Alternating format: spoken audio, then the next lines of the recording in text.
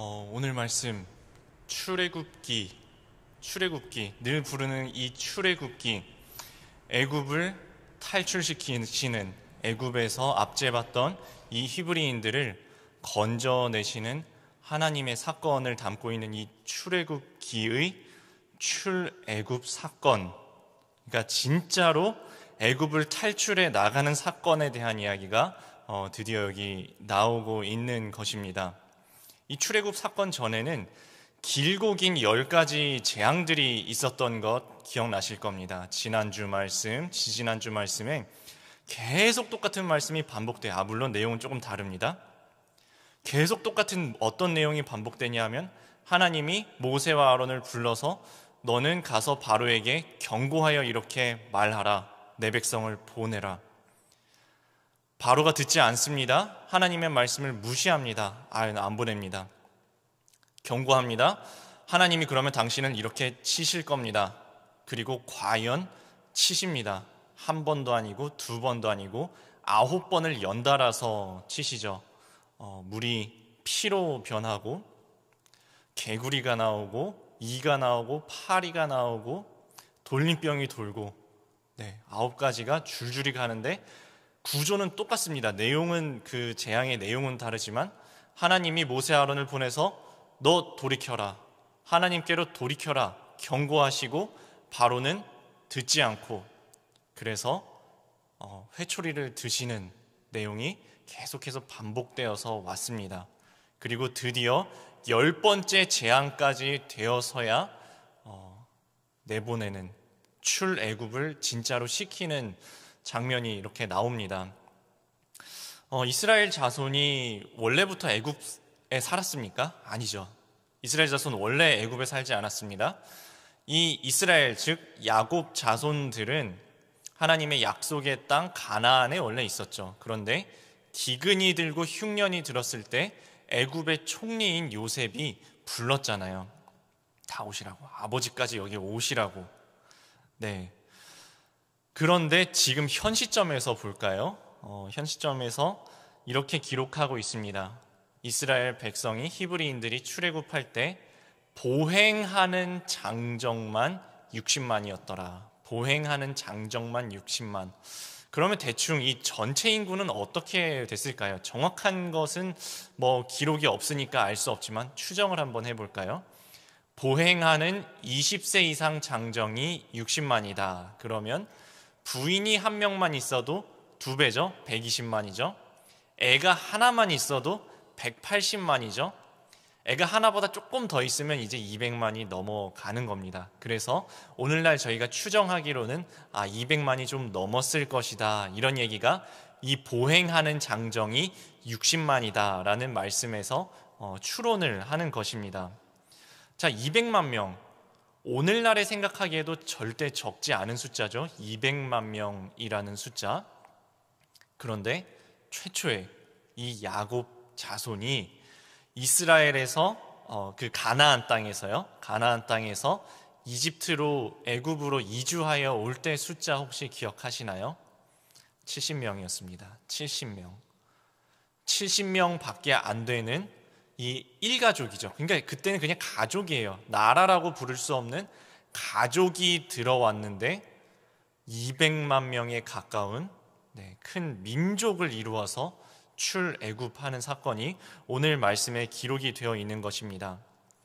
그러니까 하나님께서 이들에게 얼마나 많은 복을 주셨는지, 생육하고 번성하는 축복을 주셨는지를 저희들이 미루어 짐작할 수 있는 것입니다.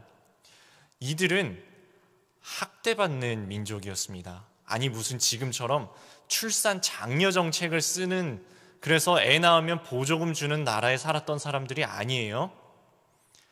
아들을 낳으면 나일강에 던지라. 어떻게 하면 이 히브리 민족을 멸절시킬 수 있을까 궁리하는 왕이 있는 나라의 민족, 학대받는 민족, 제대로 재료도 주지 않고서 굳고 성읍을 건설하라는 노예로서의 명령을 억지로 수행해야만 하는 학대받는 민족이었습니다. 그럼에도 불구하고 이렇게 생육하고 번성하는 축복을 받은 것은 하나님의 약속에 따른 축복이었습니다. 하나님께서 이들에게 축복을 주셨죠. 생육하고 번성하라, 땅에 충만하라, 땅을 다스리라 라는 명령이자 축복을 주셨죠. 그것이 성취된 것입니다. 그리고 뿐만 아니라 아브라함에게도 이런 언약의 말씀을 주셨어요. 너는 본토 친척 아버지의 집을 떠나 내가 너에게 보여줄 땅으로 가라. 내가 너로 큰 민족을 이루고 내가 너로 복이 되게 할 것이다. 옛날 개역 성경인 개역 한글판에는 복의 근원이 되게 할 것이다 라고 했어요. 너를 축복하는 자를 내가 축복할 것이고 너를 저주하는 자를 저주받게 할 것이다. 이 땅의 모든 백성이 너로 말미암아 복을 받을 것이다. 이 아브라함을 통해서 주신 이 약속의 언약이 이렇게 성취되는, 놀랍게 성취되는 기사를 오늘 말씀에서 보게 됩니다. 38절에 이렇게 기록이 되어 있습니다. 수많은 잡족과 양과 소와 심히 많은 가축이 그들과 함께 하였으며, 이 성경 말씀이 참 재밌죠? 사람만 나온 게 아니에요. 이 이스라엘 사람들만, 야곱의 족속들만 나온 게 아닙니다. 수많은 잡족과 심지어는 이름을 알 수 없는 동물들까지 같이 나왔다라고 이렇게 말씀을 하고 있습니다. 동물 얘기까지 나와요. 저기 창세기에 보면은 노아의 방주에도 동물까지 들어가는 이야기가 나오죠. 하나님께서 이 천지 만물을 창조하신 하나님께서 세상을 어떻게 운영해 나가시는지를 보여주고 있는 것입니다. 우리 눈에 보기에는 저 강대한 제국 이집트의 왕 바로가 강대하고 강력한 것처럼 보이지만 사실 이 세상을 천지 만물을 창조하시고 운영하시는 것은 하나님의 섭리하심이다 라는 것을 분명히 보여주고 있는 것입니다. 그리고 아까 그랬죠. 이 땅의 모든 민족이 너로 말미암아 복을 받을 것이다 라고 말씀하신 것처럼 단순히 이스라엘 백성, 이스라엘 자손들만 출애굽을 한 것이 아니라 수많은 잡족들이 같이 나왔잖아요. 주의 백성이 자유함을 얻을 때에 주의 백성뿐만 아니라 옆에 있는 이름도 모를 수많은 잡족, 수많은 이방인들까지도 다른 민족과 심지어는 동물들에게까지 그 땅이 복을 받는 결과, 그 땅의 모든 민족들이 함께 복을 받는 결과가 이렇게 표현이 되고 있는 것입니다. 성도가 구원을 받을 때 죄인 한 사람이 하나님 나라의 천국잔치에 참여할 때에 온 천국이 기뻐하는 것, 하나님이 기뻐하시는 것, 이웃과 피조 세계까지 이 자유와 해방, 구원의 역사가 전파되는 것을 오늘 말씀에서 볼 수 있습니다. 적용 질문 드립니다. 하나님이 나에게 베푸신 축복과 자유는 무엇입니까? 그것을 어떻게 가족과 이웃에게 전하겠습니까? 자, 이제 두 번째 단락으로 들어갑니다. 40절에서 42절, 430년이라는 정확한 시간이 기록이 되어 있습니다. 최초에 이 이스라엘 자손들이, 야곱 족속들이 이집트에 들어간 것은 이집트의 총리였던, 애굽의 총리였던 요셉 때문에 들어왔죠. 요셉이 그냥 총리인가요?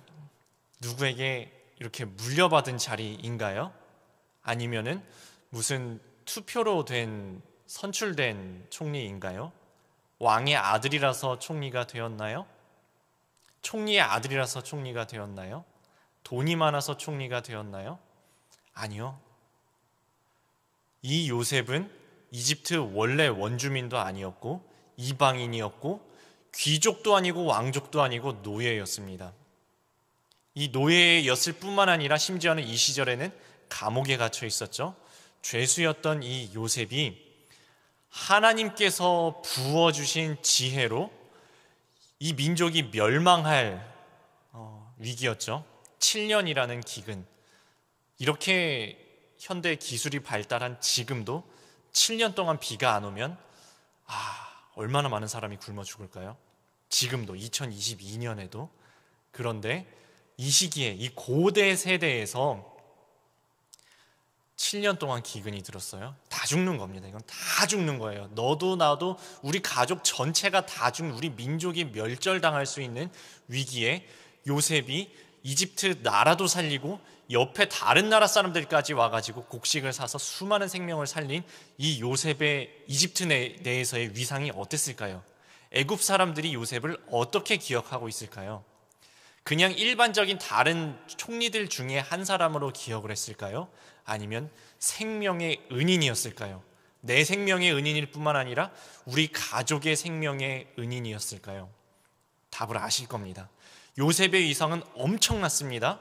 그래서 애굽 왕 바로가 환대했을 뿐만 아니라 이 이집트 사람들, 어떤 사람들이라도 요셉 가족이라고 했으면 엄청나게 환대했을 겁니다. 그냥 친구 이상, 가족 이상, 귀족 이상의 대접을 해 주었을 것입니다. 그리고 이 사람들이 그 자리에 눌러 앉습니다.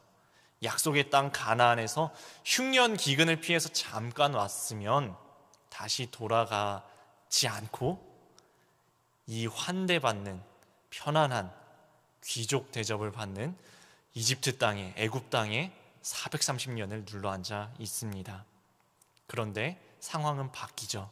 상황은 천년만년 갈 것 같은데 바뀝니다. 이 환대받던 나라에서 왕조가 바뀌죠. 저 사람들 이제는 요셉을 알지 못하는 왕이 되었다 그래요. 요셉을 알지 못하는 왕이 되고 상황은 180도 뒤바뀝니다. 세상이 이렇습니다. 상황은 이렇습니다. 그래서 하나님께서 이렇게 말씀하시는 겁니다. 내일 일을 자랑하지 말라. 내일 일을 자랑하지 말라. 내일 일이 어떻게 될지 알 수가 없다는 겁니다. 세상은 흔들리고 상황은 변합니다. 하지만 어제나 오늘이나 세세 무궁토록 영원하신 분은 오직 한 분 하나님밖에 안 계신다는 겁니다. 그래서 우리는 무엇을 붙잡아야 할까요? 이 흔들리는 상황, 이 보잘것없는 사람들이 나에게 어떻게 생각하는 그 평판을 붙잡지 말고 영존하시는 하나님 붙잡고 살아야 한다는 것입니다. 자, 이렇게 애굽의 새로운 왕조가 되어서 애굽의 노예가 되었습니다. 이제는 학대를 받습니다. 고된 노동을 하며 탄식하며 부르짖을 수밖에 없는 상황이 되었습니다. 그것을 하나님께서 이렇게 말씀하시죠. 내가 너희의 부르짖음을, 고난받음을, 탄식함을 보았고 들었고 안다 라고 말씀하셨잖아요. 그리고 하나님의 시계가 돌아갑니다. 약속한 시간이 옵니다. 이 학대받고 고난받는 시간이 영원할 것 같지만 학대의 끝이, 하나님의 약속하신 시간이 옵니다. 그리고 그날, 끝나는 그날 하나님은 정확하게 이스라엘을 출애굽시키십니다. 하나님의 때와 시간은 우리는 차마 가늠하지 못합니다. 우리는 때와 시기를 알 수가 없습니다. 하지만 하나님께서는 우리가 차마 가늠할 수 없는 하루를 천년같이, 천년을 하루같이 세어 나가시는 하나님의 시간은 정확하게 그 때가 반드시 도래합니다. 그리고 그날에 하나님의 약속은 약속하신 말씀 그대로 성취됩니다.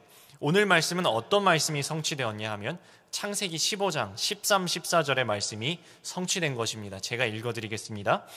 여호와께서 아브라함에게 이르시되 너는 반드시 알라. 내 자손이 이방에서 객이 되어 그들을 섬기겠고 그들은 400년 동안 내 자손을 괴롭히리니 그들이 섬기는 나라를 내가 징벌할지며 그 후에 내 자손이 큰 재물을 이끌고 나오리라. 정확하게 성취되었죠. 빈손으로 나오지도 않고 하나님께서 그들에게 은혜를 베푸사 은과 금과 폐물을 얻게 하시고 그것을 가지고 나오게 하셨습니다. 그대로 약속하신 말씀 그대로 성취하여 주시는 하나님의 말씀이 이렇게 기록이 되어 있는 것입니다.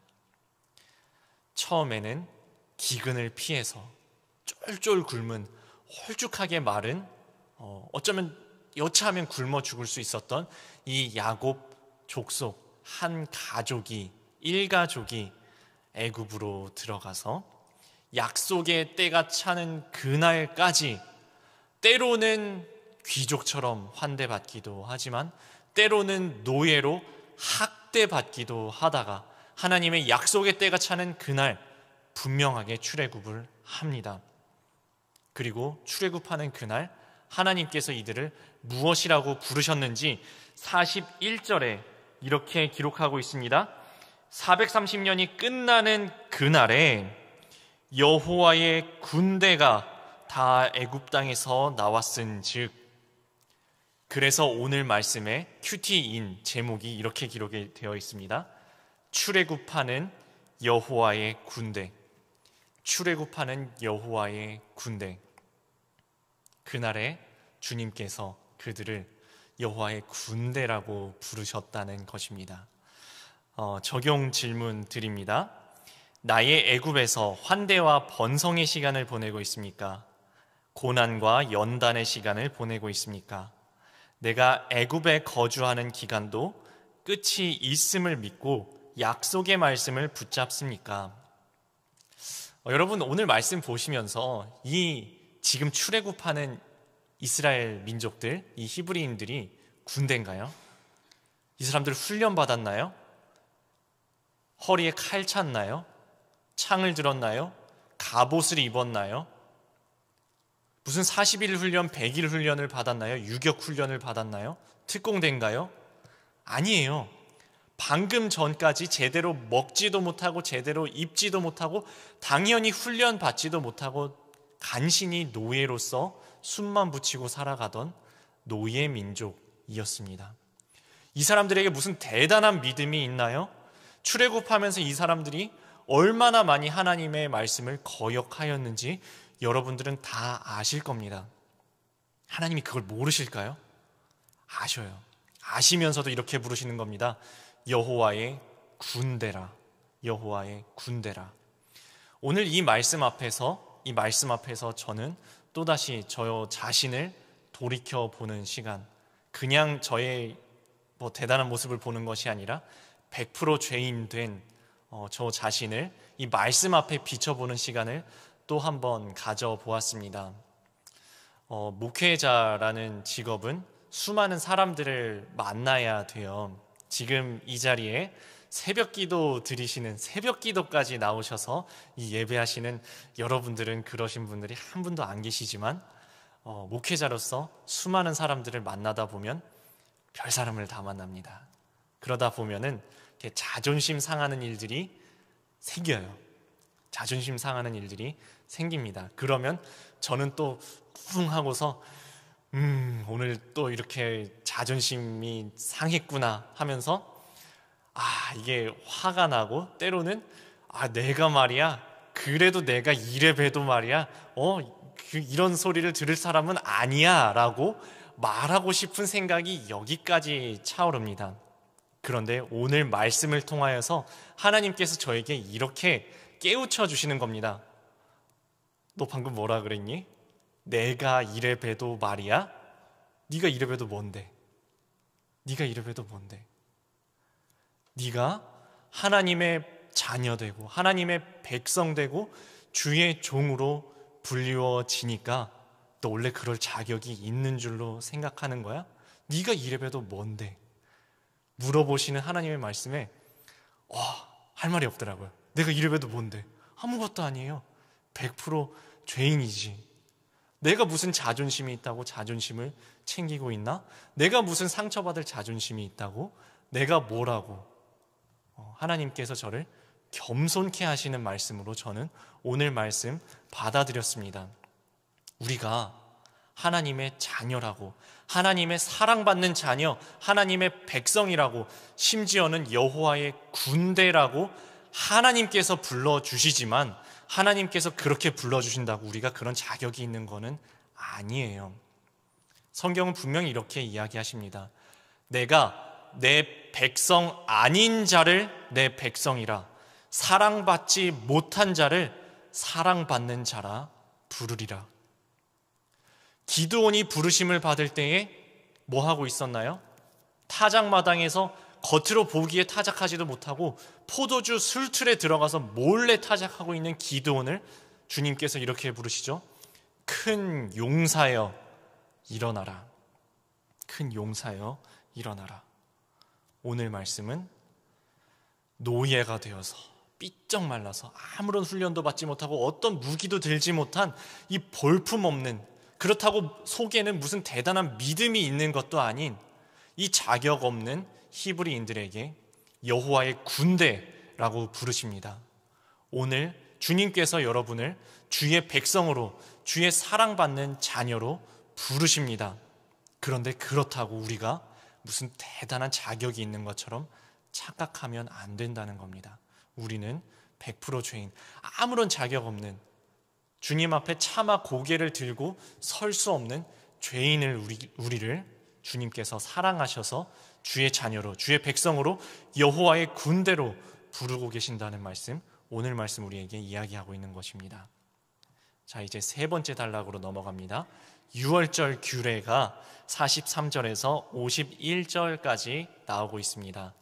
이 성경을 쭉 읽다 보면은 구조를 이렇게 볼 수가 있어요. 하나님께서 하나님을 불순종하는, 그리고 주의 백성을 압제하는 이 애굽에 10번째 재앙을 주십니다. 이 10번째 재앙을 주시고 출애굽하는 이 기사를 감싸고 있는 말씀이 있습니다. 그러니까 출애굽하기 바로 직전에 한번 나오고 출애굽한 직후에 한번 나오고, 이렇게 포장지처럼 감싸고 있는 이 말씀이 바로 유월절 규례입니다. 기억나시나요? 이 출애굽하기 전에 유월절 규례를 먼저 말씀하셨어요. 너희는 양을 잡아서 문설주에 피를 바르라. 내가 그 피를 볼 때에 너를 넘어가리라. 그래서 넘어간다 해서 유월이 넘어간다는 거지, 그 1, 2, 3, 4, 5, 6월 할 때 6월 아닌 거 아시죠? 네. 6월, 내가 그 피를 볼 때에 너를 넘어가리라. 6월절에 규례를 먼저 말씀하여 주셨습니다. 그리고 출애굽한 바로 다음에 6월절 규례가 한 번 더 나오는 것이 오늘 말씀에 기록이 되어 있는 것입니다. 이것은 출애굽 사건, 곧 6월절 양의 피가 있을 때, 피 흘림이 있을 때, 저 무죄한 어린 양이 피를 흘릴 때에 그를 통하여서 생명을 얻는 구원의 역사가 기록이 되어 있는 것입니다.